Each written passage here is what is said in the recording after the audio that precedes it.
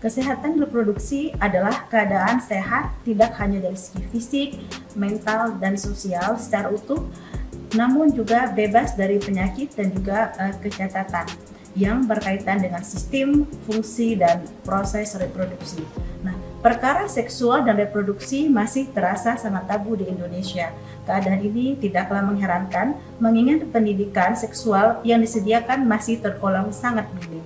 Padahal sebenarnya menjaga kesehatan seksual dan reproduksi sangat penting dan harus mulai diajarkan kepada anak sejak dini.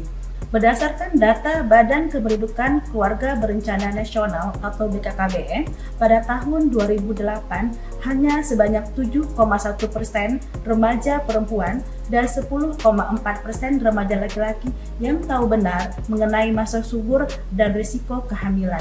Sementara itu, laporan dari Kementerian Kesehatan RI pada tahun 2017 mencatat bahwa hanya 20% remaja usia 15-24 tahun yang mengetahui informasi mengenai HIV. Menjaga kebersihan tubuh adalah hal yang sangat penting dilakukan, termasuk kebersihan di area sekitar organ intim atau genitalia. Baik pria maupun wanita, menjaga kebersihan alat kelamin sama sekali tidak boleh diabaikan. Sebab kebersihan organ intim yang tidak terjaga akan memicu timbulnya infeksi yang nantinya akan menimbulkan kelainan atau penyakit sekitar genitalia.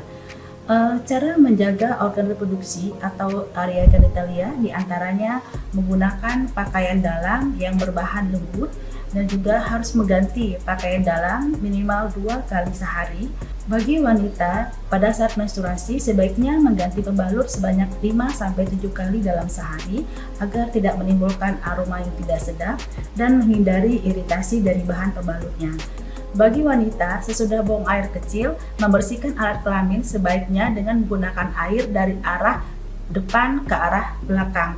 Tujuannya untuk menghindari bakteri yang terdapat di anus agar tidak kontak dengan area genitalia atau organ reproduksi.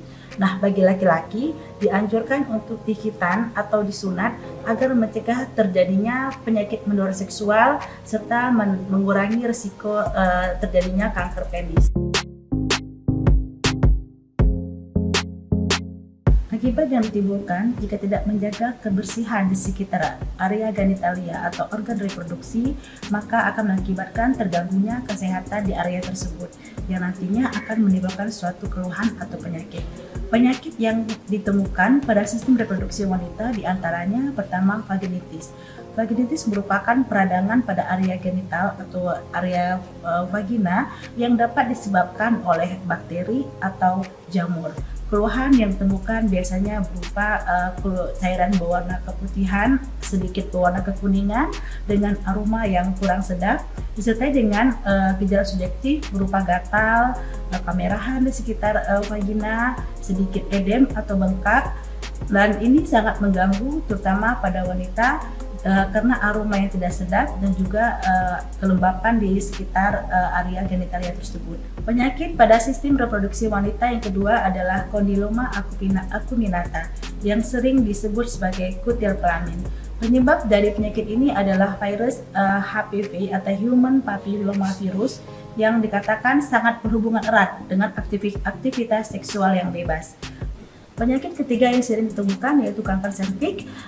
Penyakit ini disebabkan karena adanya sel-sel abnormal yang tumbuh pada lapisan epitel serviks. Sel abnormal tersebut akan terus tumbuh dengan ganas. Hal tersebut membuat jaringan yang ada di sekitar leher rahim jadi kurang berfungsi. Pengobatan kanker serviks umumnya dilakukan dengan tindakan pembedahan. Penyakit pada sistem reproduksi pria diantaranya pertama itu sifilis. Sifilis ini yang bahasa awam disebut sebagai raja singa. Penyebabnya adalah bakteri Treponema pallidum. Penyakit berikutnya adalah gonore yang biasa disebut dengan kencing nanah. Merupakan penyakit sistem reproduksi pada pria yang sering terjadi, disebabkan oleh bakteri Neisseria gonorrhoeae. Penyakit ini ditularkan melalui aktivitas seksual yang bebas dan menyimpang. Penyakit pada sistem reproduksi pria yang selanjutnya adalah epididymitis. Ada beberapa gejala dari penyakit epididymitis ini, di antaranya nyeri di area testis, adanya darah di dalam sperma, sakit pada saat ejakulasi, disuria atau nyeri pada saat buang air kecil.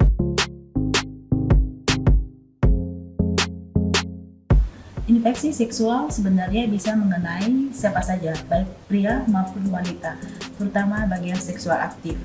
Nah, dibandingkan para pria, wanita cenderung lebih rentan terkena infeksi seksual.